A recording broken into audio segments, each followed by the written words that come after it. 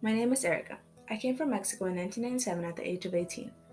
I remember telling my grandmother that I had made the decision to immigrate to the US. She begged for me to stay. Please, don't leave. I'm begging you. I need you. Your sister needs you, she said with tears running down her face. I was so close to staying. Seeing her like this was too much for me, but I knew that in the US I could make more money to help them live a better life.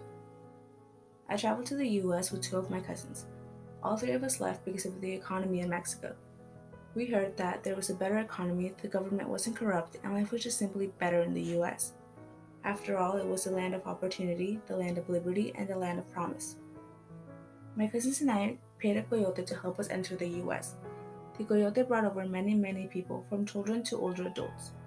I traveled in the van during the day, crammed in the back, sweat dripping down my forehead, and all I could hear were kids crying. During night, we did some walking. I remember the mothers who came with children struggling to keep up as they carried their kids the entire time. It took us about a week to arrive to the US. Once we got here, my cousins and I traveled to Oregon where we had some family.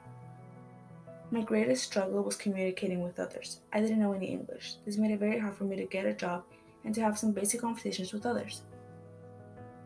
My first job was at a fast food restaurant. I took English classes which made communicating slightly easier for me. About 2 years later, I had my first child. This was a very difficult time for my family financially. My husband and I worked through long shifts to make enough money for our family, but this meant sacrificing spending time with our daughter and watching her grow up. We later had another child and were more financially stable. At times, it was tough, but we always found a way to make it work. I was able to send money for my sister to achieve her dream of becoming a nurse. Although I missed my family and at times things were rough, I wouldn't take anything back.